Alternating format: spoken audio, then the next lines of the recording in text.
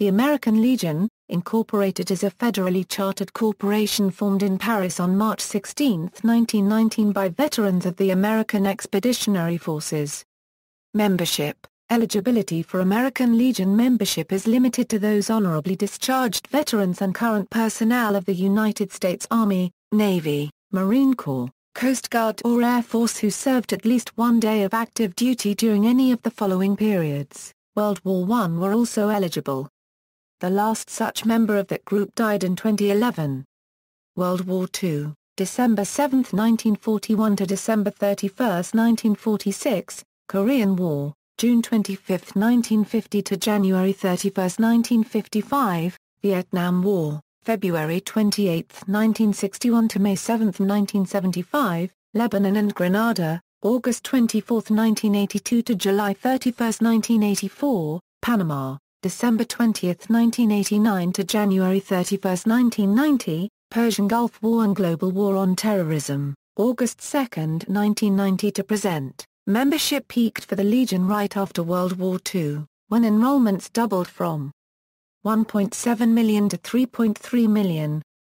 After the Korean War, there were 2.5 million Legionnaires. As baby boomers joined, membership increased to 3.1 million in 1992. However, membership has slowly been decreasing since then. In 2013, the Legion reported 2.3 million members. History. Background. The aftermath of two American wars in the second half of the 19th century had seen the formation of several ex-soldiers' organizations.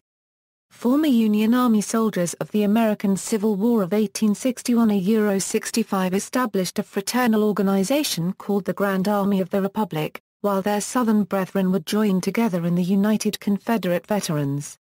Both organizations emerged as powerful political entities, with the GA serving as a mainstay of the Republican Party, which controlled the presidency from the Civil War through Theodore Roosevelt's administration except for the 2 terms of office of Grover Cleveland.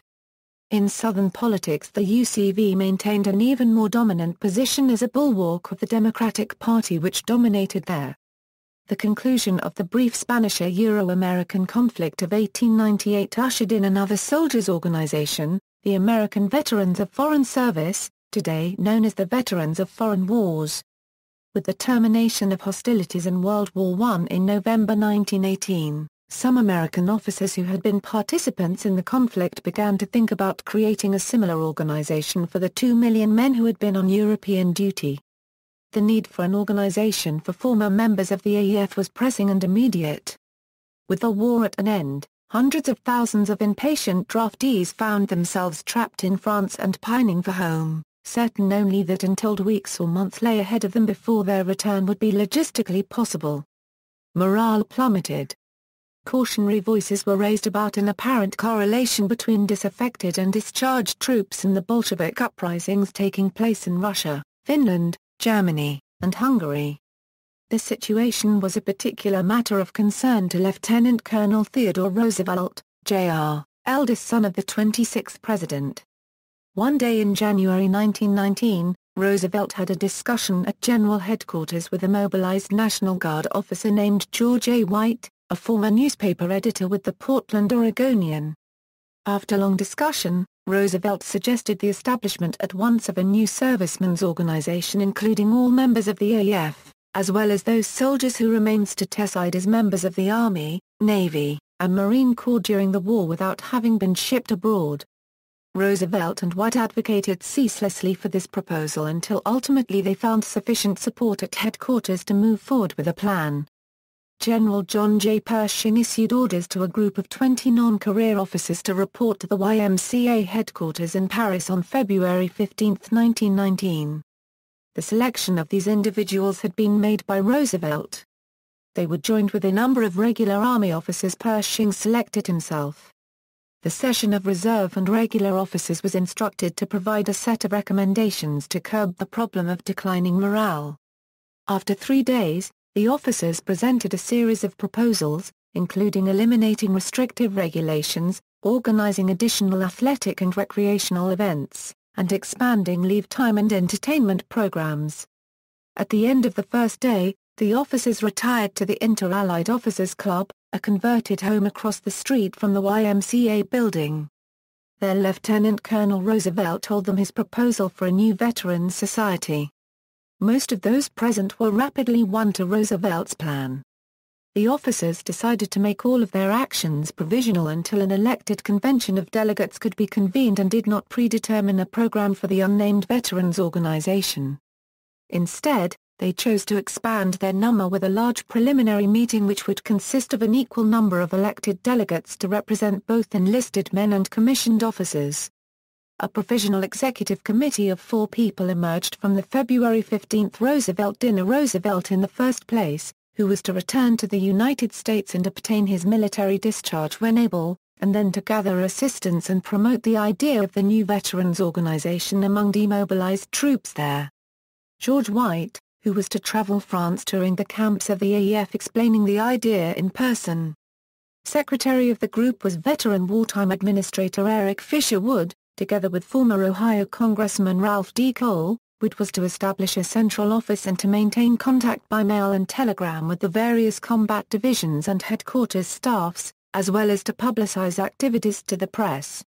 Preparations for a convention in Paris began apace. A convention call was prepared by Wood and invitations distributed to about 2,000 officers and enlisted men and publicized in the March 14, 1919 issue of Stars and Stripes. The convention call expressed the desire to form one permanent nationwide organization, composed of all parties, all creeds, and all ranks who wished to perpetuate the relationships formed while in military service. In addition to the personal invitations distributed, the published announcement indicated that any officer or enlisted man not invited who is in Paris at the time of the meeting is invited to be present and to have a voice in the meeting. The conclave was slated to begin on March 15. The site of Ferdinand Brandstetter Post No. 1 of the American Legion is a vacant lot in Van Tassel, Wyoming, where the first American Legion post in the United States was established in 1919. The post was named after Ferdinand Brandstetter, a Van Tassel resident who died in World War I. The structure housing the post has since been demolished. The site was listed on the National Register of Historic Places in 1969. In 1969, it was hoped that an interpretative sign would be put up, and also possibly that a restored post building would be constructed. The first post of the American Legion, General John Joseph Pershing Post No. 1 in Washington, D.C., was organized on March 7, 1919, and obtained the first charter issued to any post of the Legion on May 19, 1919. The St. Louis Caucus that same year decided that Legion posts should not be named after living persons, and the first post changed its name to George Washington Post 1. The post completed the Constitution and made plans for a permanent organization.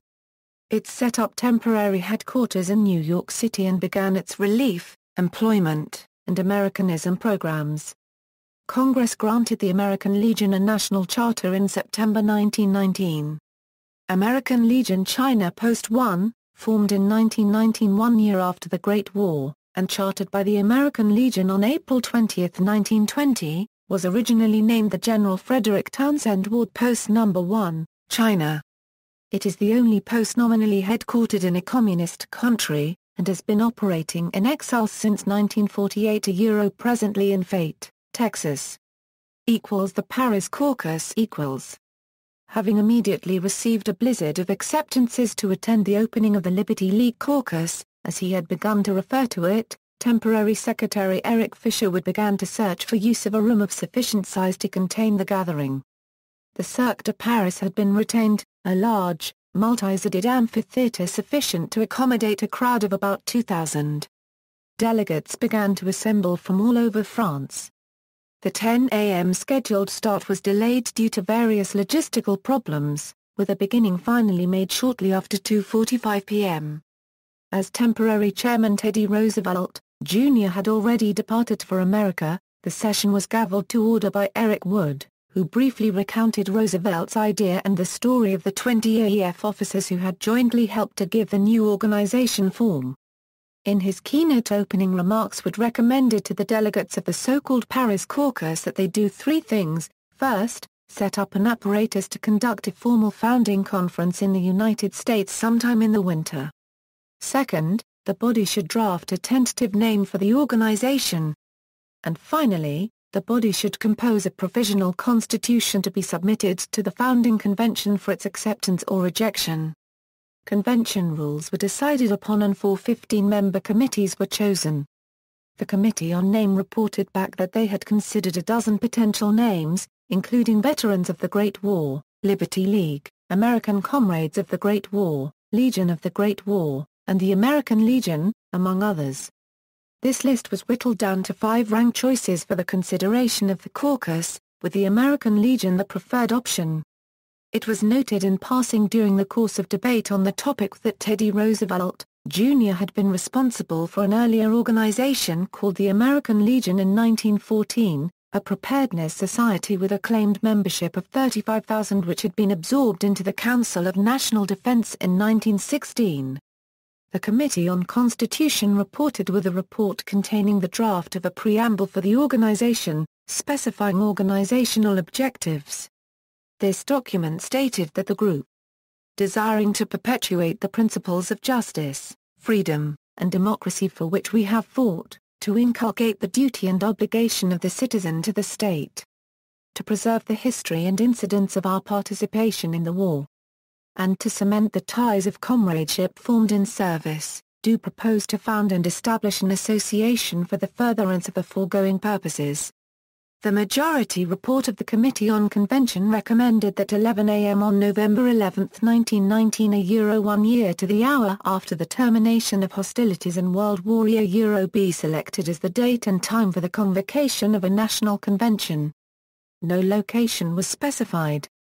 The Committee on Permanent Organization recommended an organization based upon territorial units rather than those based upon military organizations, governed by an executive committee of 50, with half of these coming from the officer corps and the other half coming from the ranks of enlisted men. The St. Louis Caucus. The Paris Caucus in March was by its nature limited to soldiers of the AEF who remained in Europe. A parallel organizational meeting for those who had returned to the American preparatory to a formal organizational convention was deemed necessary. This was a conclave dominated by the presence of Theodore Roosevelt, Jr., who called the convention to order amidst mass chanting akin to that of a presidential nominating convention. We want Ted D.Y. We want Ted D.Y.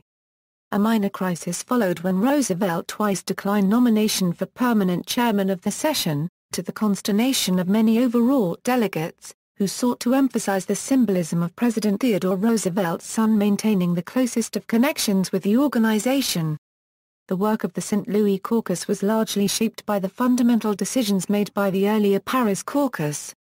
Its agenda was in addition carefully prepared by a 49-member advance committee, which included at least one delegate from each fledgling state organization and which drew up a draft program for the organization in advance of the convention's opening. As time before the scheduled start of the convention was short, delegation to the assembly was highly irregular. On April 10, 1919, temporary Secretary Eric Fisher mailed a letter to the governor of every state, informing them of the forthcoming gathering and making note of the non-partisan and patriotic nature of the League. Follow-up cables by Roosevelt and Wood encouraged the organization of state conventions to select delegates. This was, however, largely a failed formality, as states lacked sufficient time to organize themselves and properly elect delegates to St. Louis. In practice, the fledgling organization's Provisional Executive Committee decided to allow each state delegation twice as many votes as that state had in the United States House of Representatives and left it to each to determine how those votes were apportioned. Participants at the St. Louis Caucus were enthusiastic although the session was not a productive one. Fully 2 days were invested choosing ceremonial officers and selecting Minneapolis as the site for the organization's formal founding convention in the fall. Over 1,100 participants competed to gain the floor to speechify, leading one historian to describe the scene as a melee in which disorder reigned supreme. Consequently, passage of the program by the gathering was largely a pro forma exercise, rushed through during the session's last day, with the actual decision-making process involving such matters as the constitution and publications of the organization being done in committee at night. The preamble of the Constitution adopted in St. Louis became one of the seminal statements of the Legion's orientation and objectives. For God and country we associate ourselves together for the following purposes: to uphold and defend the Constitution of the United States of America, to maintain law and order, to foster and perpetuate a 100% Americanism, to preserve the memories and incidents of our association in the Great War, to inculcate a sense of individual obligation to the community, state, and nation, to combat the autocracy of both the classes and the masses, to make right the master of might, to promote peace and goodwill on earth, to safeguard and transmit to prosperity the principles of justice, freedom, and democracy, to consecrate and sanctify our comradeship by devotion to mutual helpfulness. The St. Louis Caucus spent much of its time discussing resolutions, whether a stand should be taken on the League of Nations, prohibition, or the implementation of universal military service, whether posts composed of Negro soldiers should be established, and whether Secretary of War Newton D. Baker should be impeached for his apparent leniency towards conscientious objectors in the months after the war. A particularly hard line was taken towards the American radical movement, with one resolution passed on the final day calling on Congress to pass a bill or immediately deporting every one of those Bolsheviks or industrial workers of the world. Minneapolis, Minnesota was chosen for the site of the founding convention of the organization in November over the more centrally located Chicago after much acrimonious debate about the perceived political transgressions of the Chicago city administration. Founding convention. The formal founding convention was held in Minneapolis, Minnesota from November 10 to 12, 1919. It was attended by 684 delegates from around the United States. From the outset the American Legion maintained a strictly nonpartisan orientation towards electoral politics. The group wrote a specific prohibition of the endorsement of political candidates into its constitution, declaring, "This organization shall be absolutely non-political and shall not be used for the dissemination of partisan principles or for the promotion of the candidacy of any person seeking public office or preferment. And no candidate for or incumbent of a salaried elective public office shall hold any office in the American Legion or in any branch or post thereof." One semi-official historian of the organization has noted the way that this explicit refusal to affiliate with one or another political party had the paradoxical effect of rapidly building great political power for the organization, as politicians from both of the old parties competed for the favor of the Legion's massive and active membership. One of the gathering's primary accomplishment was the establishment of a permanent National Legislative Committee to advance the Legion's political objectives as its lobbying arm. The first iteration of this official Washington, D.C.-based lobby for the Legion included only 4 members, 2 Republicans and 2 Democrats. After 1920 the National Legislative Committee was expanded to consist of 1 member from each state, with additional effort made at the state level to exert pressure upon various state legislatures. Chief on the Legion's legislative agenda was a dramatic improvement of the level of compensation for soldiers who suffered permanent disability during the war. At the time of the end of World War I, American law stated that soldiers who suffered total disability were to receive only the base pay of a privateer, $30 per month. The Legion concentrated its lobbying effort in 1919 on passage of legislation increasing payment for total disability suffered in the war to $80 among the euro, a sum roughly sufficient in dollars of the day to provide a living wage. Those partially disabled by their wounds were to receive lesser payments. A flurry of lobbying by the Legion's National Legislative Committee in conjunction with cables sent to congressional leaders by National Commander Franklin Dolia helped achieve passage of this legislation by the end of 1919. The American Legion's chief base of support during its first years was among the officers' corps of the reserves in the National Guard. The size of the regular army was comparatively small and its representation in the League in its earliest days was even more limited. Consequently, for nearly 2 decades the American Legion maintained a largely isolationist perspective, best expressed in 3 resolutions passed by the Minneapolis Founding Convention. 1. that a large standing army is uneconomic and un-American. National safety with freedom from militarism is best assured by a national citizen army and navy based on the democratic principles of equality of obligation and opportunity for all. 2. That we favor universal military training and the administration of such a policy should be removed from the complete control of any exclusively military organization or caste. 3. That we are strongly opposed to compulsory military service in time of peace. Additional resolutions passed by the Founding Convention emphasize the need for military preparedness, albeit maintained through a citizens' army of reservists and National Guardsmen rather than through the costly and undemocratic structure of a vast standing army led by a professional military caste. This nationalist isolationism would remain in place until the very eve of American entry into the Second World War. Departments and posts overseas equals. On November 9, 1919, the national headquarters of the American Legion accredited Lieutenant Colonel Francis E. Drake as the commander of the Department of France.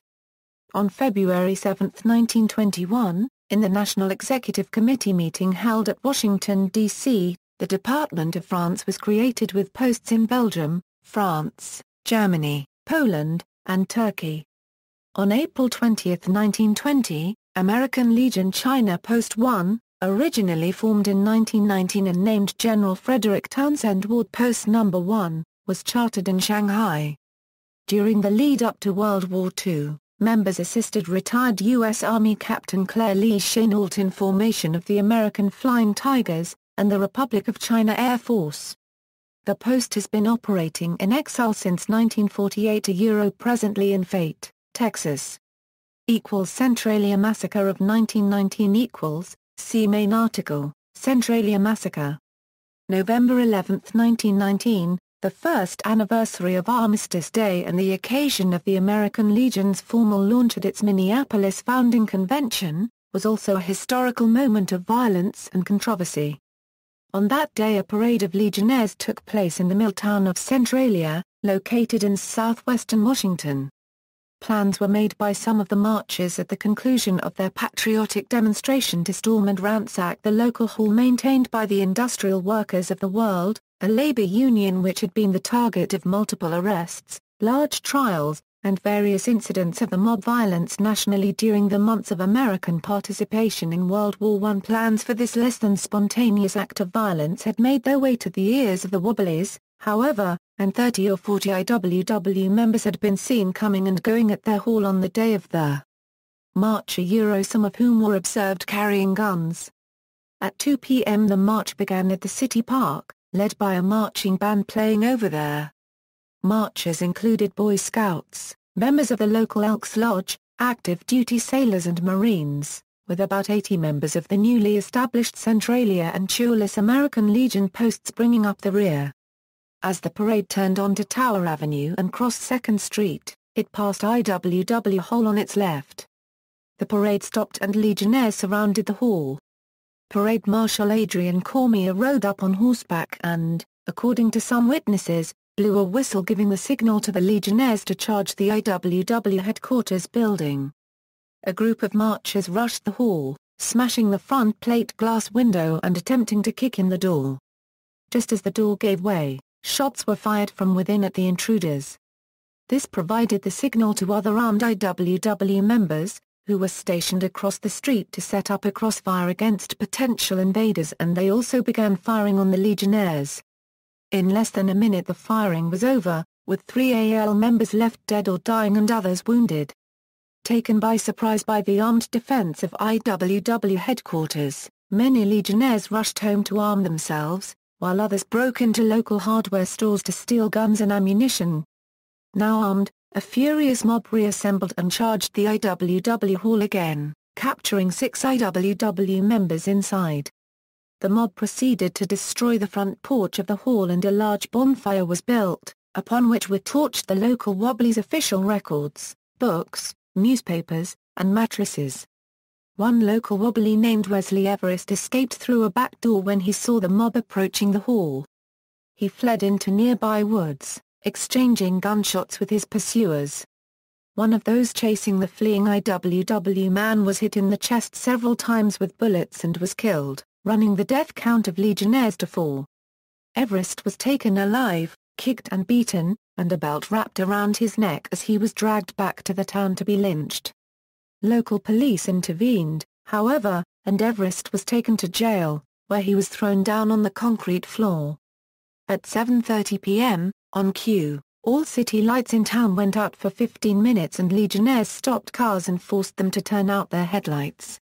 The Elks Hall gathering entered the jail without meeting resistance and took Wesley Everest, dragging him away to a waiting car but leaving other incarcerated wobblers in jail cells unhindered. A procession of 6 cars drove west to a railroad bridge across the Tualis River. A rope was attached to Everest's neck and he was pushed off the bridge, but the lynching attempt was bungled and Everest's neck was not snapped by the fall. Everest was hauled up again, a longer rope was substituted, and Everest was pushed off the bridge again. The lynch mob then shined their car headlights on the hanging form of Everest and shot him for good measure. Although a mob milled around the jail all night, terrorizing the occupants, no further acts of extra-legal retribution were taken. Everest's body was cut down the next morning, falling into the riverbed below, where it remained all day. As night fell, Everest's body was hauled back to town, the rope still around his neck, where it was refused by local undertakers and left on the floor of the jail in sight of the prisoners all night. No charges were ever filed in connection with the lynching.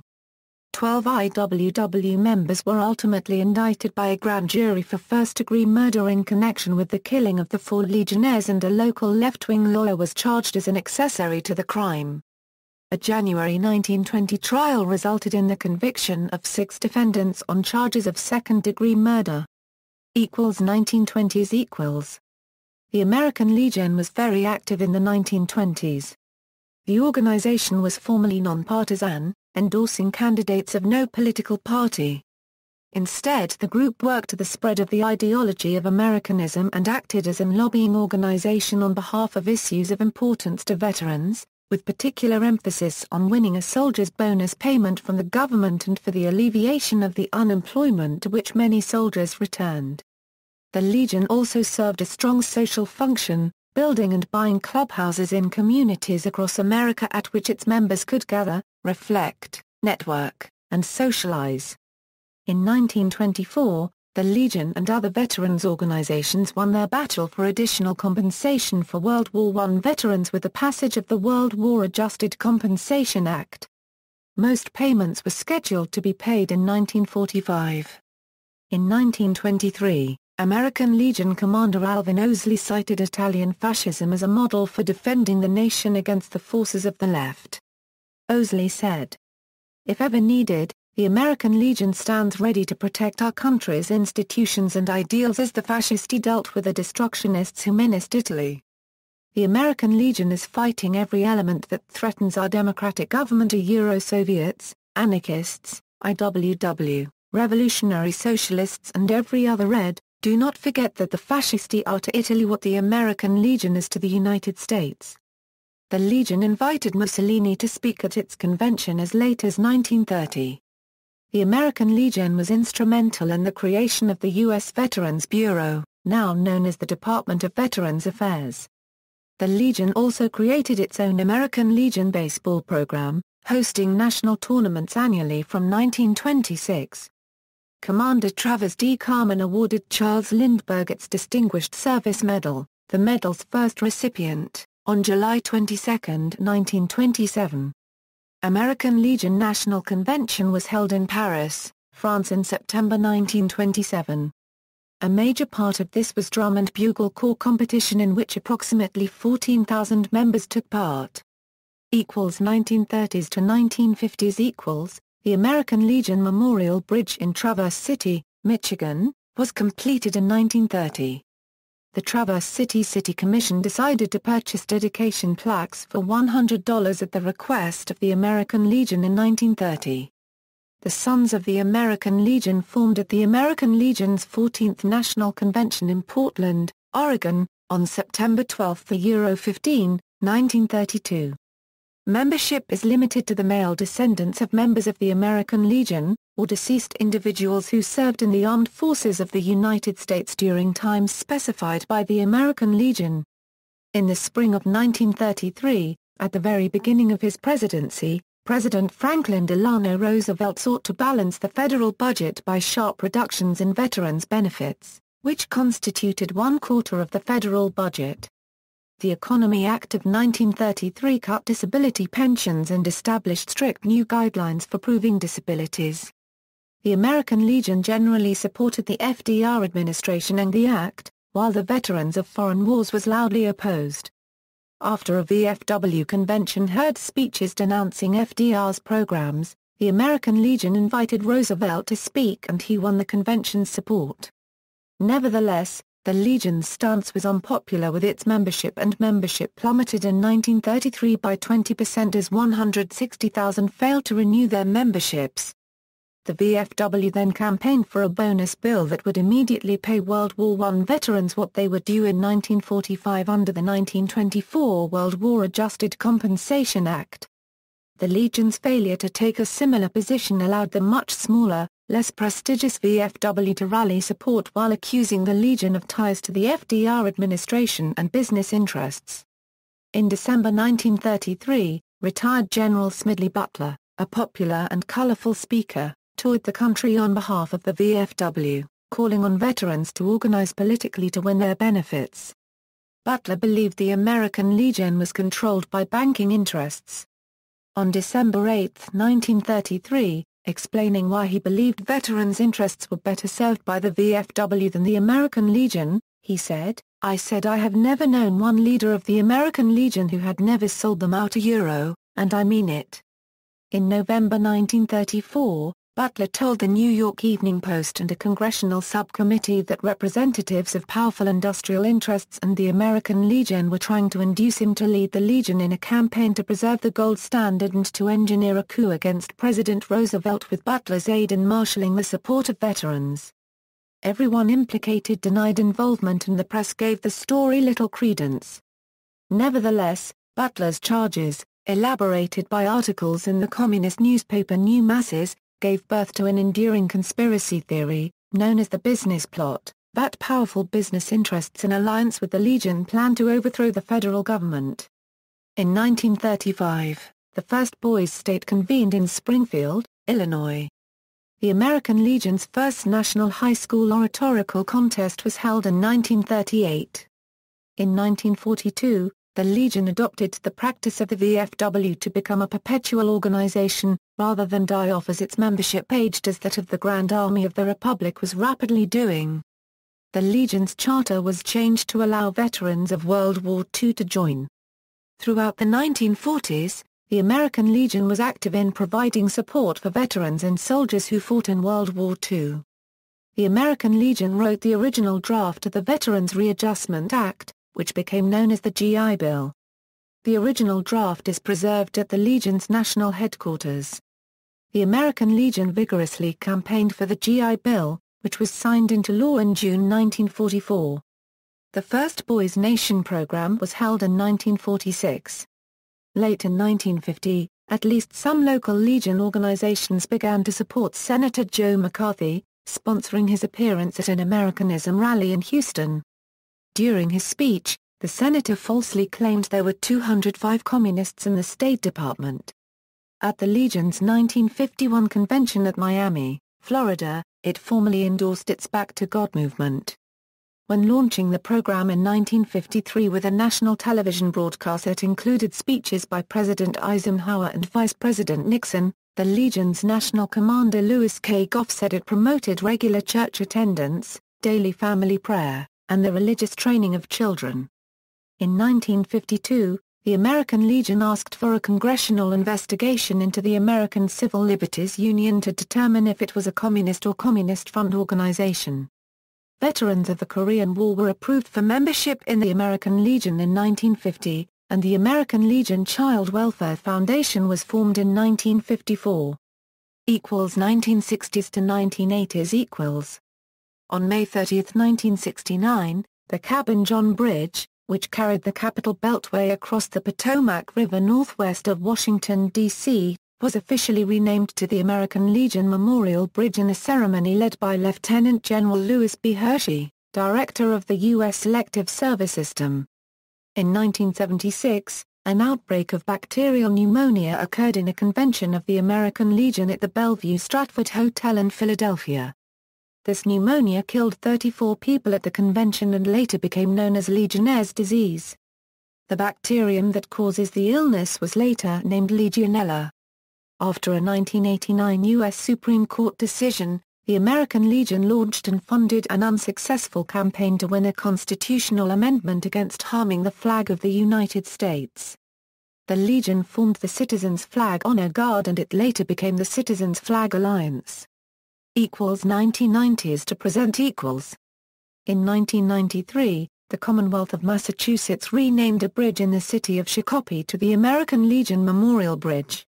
Also in 1993, two members of Garden City, Michigan American Legion Post 396 shared an idea that would bond motorcycle enthusiasts in the Legion from the idea of Chuck Dare and Post Commander Bill Kalidas, creating the American Legion Riders.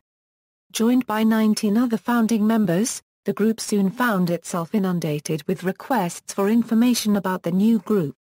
As a source of information, a website was set up, and it continues to be a source of information worldwide. By 2009, the American Legion Riders program had grown to over 1,000 chapters and 100,000 members in the United States and overseas. In a letter to U.S. President Bill Clinton in May 1999, the American Legion urged the immediate withdrawal of U.S. troops from Operation Allied Force in Yugoslavia. The National Executive Committee of the American Legion met and adopted a resolution unanimously that stated, in part, that they would only support military operations if guidelines be established for the mission, including a clear exit strategy, and that there be support of the mission by the U.S. Congress and the American people. In 2006, the chairman of the House Veterans Affairs Committee, Steve Beyer, announced that he planned to eliminate the annual congressional hearings for veterans service organizations that was established by President Dwight D. Eisenhower. In response, National Commander of the American Legion Thomas L. Bock said, "I am extremely disappointed in Chairman Beyer's latest effort to ignore the veterans service organizations. Eliminating annual hearings before a joint session of the Veterans Affairs Committees will lead to continued budgetary shortfalls for VA, resulting in veterans being underserved." According to the American Legion, the ACLU has used the threat of attorney fees to intimidate cities, counties, school boards and other locally elected bodies into surrendering to its demands to remove religion from the public square. As such, the American Legion states that it is leading a nationwide effort to combat the secular cleansing of our American heritage, stating that the phrase separation of church and state is nowhere mentioned in the First Amendment to the United States Constitution. The American Legion released a document titled In the Footsteps of the Founders, a Guide to Defending American Values, to be available to the citizens of the United States of America. The Veterans Organization had done this to curtail religious establishment cases against the Boy Scouts and the official display of the Ten Commandments and other religious symbols on public property, in coordination with other Christian dominionists. In October 2011, National Commander Jimmy L. Foster objected to courts allowing gay people to openly serve in the military. On March 25, 2014, the American Legion testified before Congress in favor of the bill to amend Title 38, United States Code, to re-establish the Professional Certification and Licensure Advisory Committee of the Department of Veterans Affairs. They argued that the legislation would benefit service members, as well as those who eventually employ veterans in civilian workforce, easing the placement of qualified veterans in civilian careers, and matching civilian employers with skilled veteran employees. The American Legion argued that this committee was important to the process of matching military certifications with their corresponding civilian ones, smoothing that transition for veterans, and that the committee provided much-needed expertise on these matters to the VA. The American Legion said that there is a definite need to resume this independent body with expertise in matters relating to licensing and credentialing, which can present new solutions to VA's senior leadership and congressional members as well as other stakeholders. Also in 2014, Verna L. Jones was appointed as the first female executive director of the American Legion. Programs. At the state level, the American Legion is organized into departments, which run annual civic training events for high school juniors called Boys State. 2 members from each Boys State are selected for Boys Nation. The American Legion Auxiliary runs Girls State and Girls Nation. In addition to Boys State, the American Legion features numerous programs including American Legion Baseball, Scouting, Oratorical Contests, Junior Shooting Sports, Youth Alumni, Sons of the American Legion Riders, and scholarships at every level of the organization. Publications. The organization's official publication in its initial phase was a magazine called the American Legion Weekly, launched on July 4, 1919. This publication switched its frequency and renamed itself the American Legion Monthly in 1926. In 1936 the publication's name and volume numbering system changed again, this time to American Legion Magazine. Organization. National equals. The main American Legion headquarters is located on the Indiana World War Memorial Plaza in Indianapolis. It is the primary office for the National Commander and also houses the Historical Archives, Library, Membership, Internal Affairs, Public Relations, and the magazine editorial offices. The Legion also owns a building in Washington, D.C. that contains many of the operation offices such as Economics, Legislative, Veterans Affairs, Foreign Relations, National Security, and Media Relations. A national officer or National Executive Committee representative is distinguished by a red garrison cap with gold piping. Departments. Posts are organized into a state-level organization known as a department for the purposes of coordination and administration. There is a total of 55 departments. 1 for each of the 50 states, the District of Columbia, Puerto Rico, France, Mexico, and the Philippines. Canada was merged into Department of New York several years ago. The 3 departments located overseas are intended to allow active duty military stationed and veterans living overseas to be actively involved with the American Legion, similar to as if they were back in the United States. The Department of France consists of 29 posts located in 10 European counties. The Department of Mexico consists of 22 posts located in Central America, and the Department of Philippines covers Asia and the Pacific Islands. A department officer or department executive committee representative is distinguished by a white garrison cap with gold piping. Districts. Each department is divided into divisions and/or districts. Each district oversees several posts, generally about 20, to help each smaller group have a larger voice. Divisions are even larger groups of about 4 or more districts. The main purpose of these larger groups is to allow 1 or 2 delegates to represent an area at conferences, conventions, and other gatherings, where large numbers of legionnaires may not be able to attend. A district commander is distinguished by a navy blue garrison cap with a white crown and gold piping. Counties. Each U.S. county comprises several posts and oversees their operations, led by a county council of elected officers. The county commander performs annual inspections of the posts within their jurisdiction and reports the findings to both the district and the department level. A county commander is distinguished by a navy blue garrison cap with white piping. Posts. The post is the basic unit of the Legion and usually represents a small geographic area such as a single town or part of a county. There are roughly 14,900 posts in the United States. The post is used for formal business such as meetings and a coordination point for community service projects. Often the post will host community events such as bingo, hunter breakfasts, holiday celebrations, and available to the community, churches in time of need. It is also not uncommon for the post to contain a bar open during limited hours. A post member is distinguished by a navy blue garrison cap with gold piping. Notable members. Notable members of the American Legion have included: List of national commanders. See also: Armed Forces Day, Flag Day, Memorial Day, Memorial Poppy, Returned and Services League of Australia, Royal British Legion, Royal Canadian Legion, Royal New Zealand Returned and Services Association, South African Legion, SS American Legion, Veterans Day. Notes. References: Ford, Gerald R. A Time to Heal, The Autobiography of Gerald R. Ford, New York, Harper & Row and Reader's Digest Association. ISBN 0-06-011297-2. Wheat, George Sy. The Story of the American Legion. The Birth of the Legion. New York and London, UK G. P. Putnam Sons. Retrieved July 19, 2015. York, Alvin C. Scarrell, Tom, ed. His Own Life Story and War Diary. Garden City, New York Doubleday, Doran & Company. Retrieved July 19, 2015. Further reading, Thomas B. Littlewood. Soldiers Back Home, The American Legion in Illinois, 1919–1939. Carbondale, Southern Illinois University Press, 2004.